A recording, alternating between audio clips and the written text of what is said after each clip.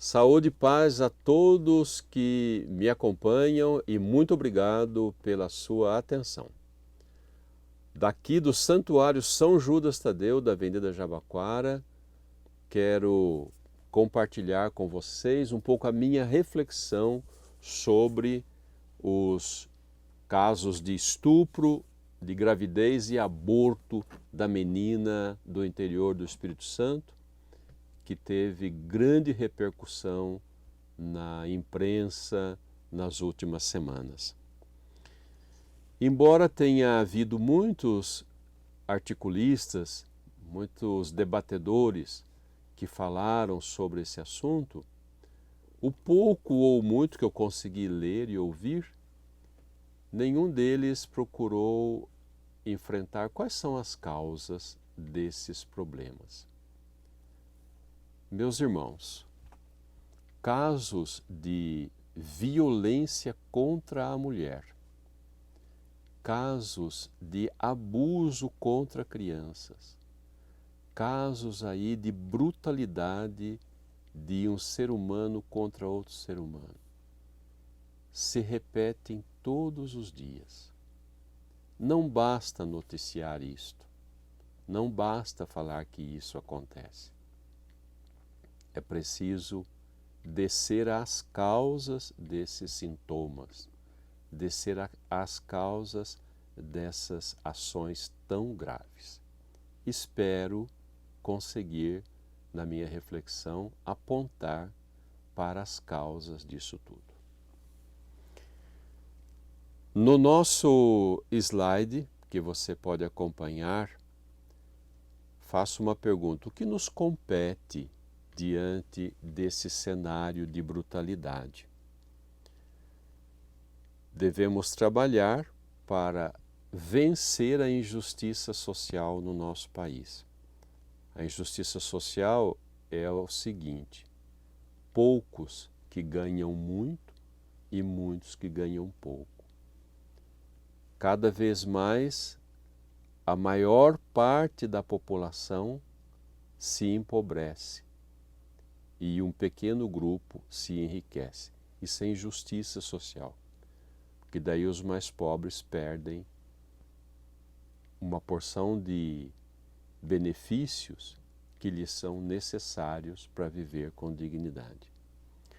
A injustiça social se manifesta de diversas formas, como a ilustração aí do slide pode nos ajudar a entender. Cada um pode depois aprofundar aí sua reflexão. Descer às causas da violência contra a mulher, descer às causas da prática do estupro. Quantos estupros acontecem por dia no Brasil? Já saíram estatísticas sobre isso. Nós não temos quase ideia de quantas pessoas são estupradas no Brasil diariamente. Quantas crianças são abusadas? Quantos atos de pedofilia são praticados diariamente no Brasil? Quantos jovens adolescentes são expostos cada vez mais ao consumo da droga? Quantas famílias cada vez mais tornam-se famílias desagregadas? Até porque são relacionamentos que mal começaram, não podiam terminar bem. Temos que ir às causas dessas questões todas, desse estado de coisas todos. A raiz, ou uma raiz desses problemas, dessas atitudes, desse comportamento desumano, uma raiz ou um aspecto da raiz, como eu disse, é a injustiça social. Porque a injustiça social ela provoca pobreza material. O pobre não tem casa para morar direito, tem um barraco, tem uma casa mal constituída. Grande parte da população vive nessa situação. Não tem atendimento de saúde necessário, não tem escola decente para que as crianças possam estudar. A injustiça social não permite que as pessoas tenham um emprego, um trabalho que lhe dê condições para ganhar e manter-se de maneira digna e, quem se casa, manter a sua família de maneira digna. E não é só agora no período da pandemia. O período da pandemia simplesmente agravou tudo isto que a injustiça social já produz no Brasil há muito tempo. Uma pobreza material que vai se alastrando. É muito triste encontrar pessoas que não têm nada disso que acabei de elencar.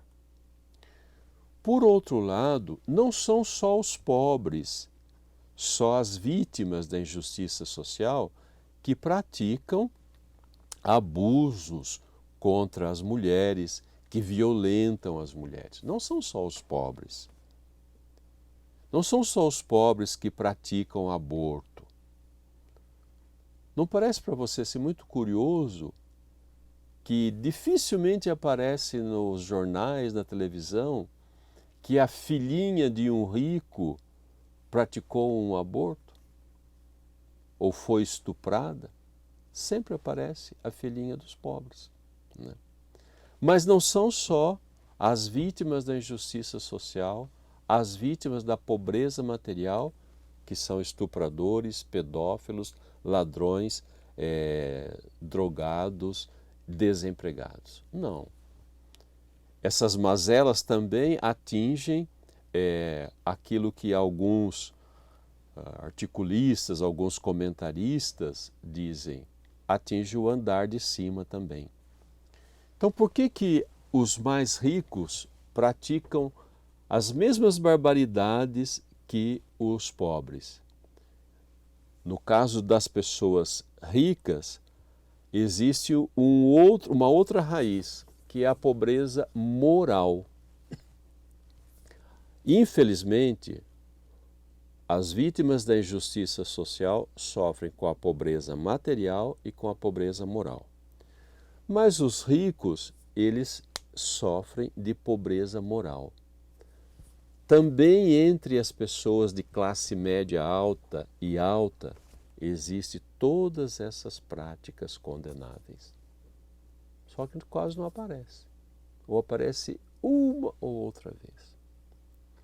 Então, quando nós nos perguntamos assim, qual é a atitude que nós devemos tomar? Quais são o que nos compete diante desse estado de coisas? A minha resposta é a seguinte: o que nos compete, primeiramente, é não entrar no jogo da mídia.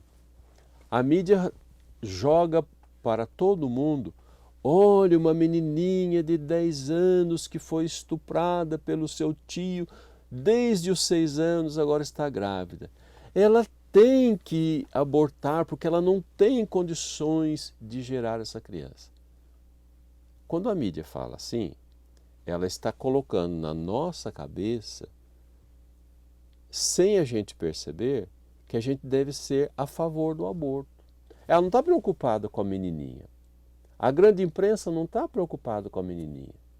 A grande imprensa está querendo que nós sejamos cada vez mais a favor do aborto.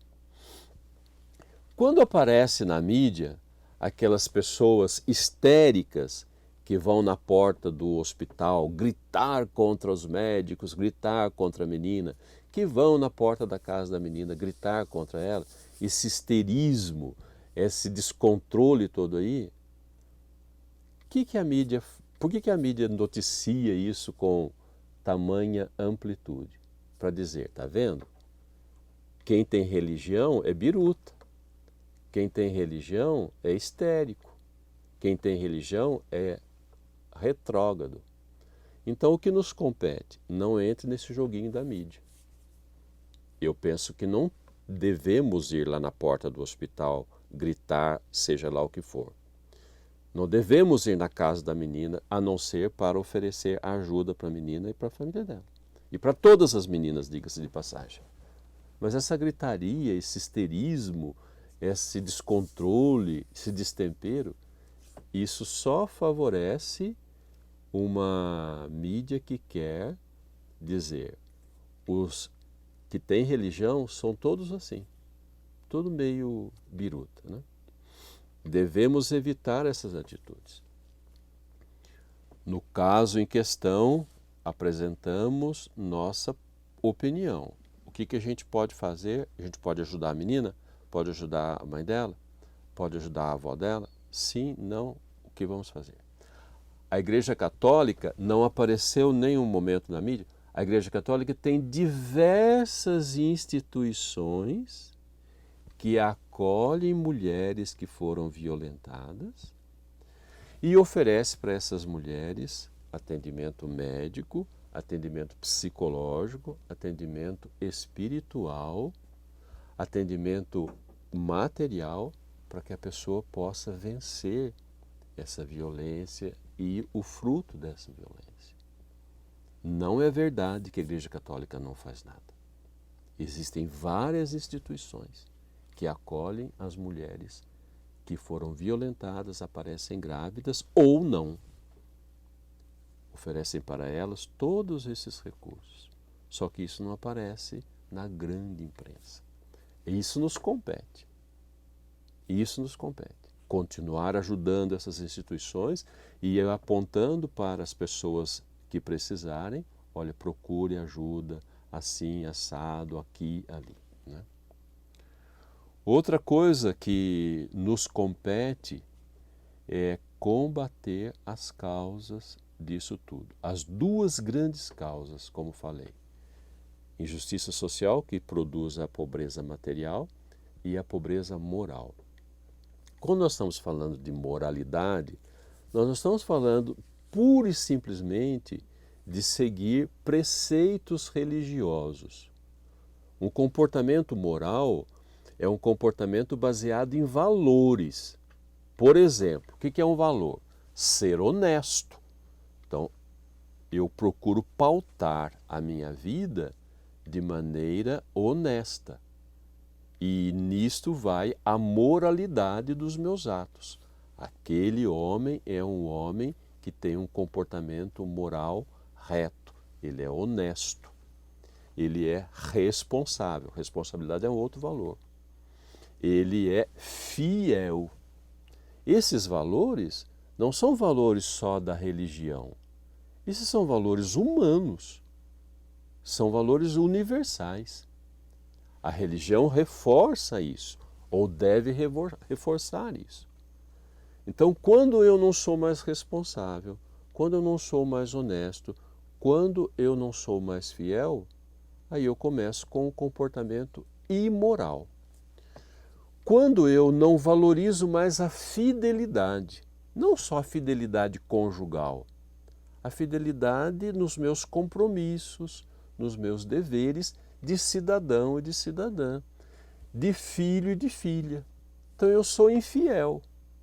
Então eu vou me tornar infiel no trabalho, na administração dos bens, vou me tornar infiel também no compromisso com as pessoas, seja a esposa, seja o esposo. Outro valor, o respeito. O ser humano, todo ser humano deve ser respeitado. Eu não aprovo o que o usuário de drogas faz. Eu condeno o que o usuário de drogas faz. Mas isso não me dá o direito de ridicularizar o usuário de drogas, de fazer troça dele, eventualmente de abusar dele, de explorá-lo. Não me dá o direito. Eu respeito o usuário de drogas como respeito todas as outras pessoas. Como respeito a criança. Não posso abusar da criança. Não posso violentar a criança. Eu tenho que respeitar a criança. Isso é valor. E observar esses valores, como esse valor, o respeito, vai formando um comportamento moral. Então, quando a gente joga fora esses valores todos, perde-se o comportamento moral. Há uma decadência moral, né? Uma pobreza moral. Numa outra forma, é uma pobreza de espírito. O espírito dele, ó, desse tamanho, né? É um elefante, mas tem um espírito do tamanho de uma formiga. Então, as duas grandes causas de todos esses comportamentos imorais, violentos, brutos da nossa sociedade, no meu entender, têm uma causa: pobreza material, resultado da injustiça social, e pobreza moral, abandono dos valores. O que nos compete diante disso tudo? Enfrentar essas coisas como está aí na tela, né? Não entre no jogo da mídia, evite atitudes histéricas e trabalhe para combater as causas desses males todos. Mais uma vez, muito obrigado pela sua atenção.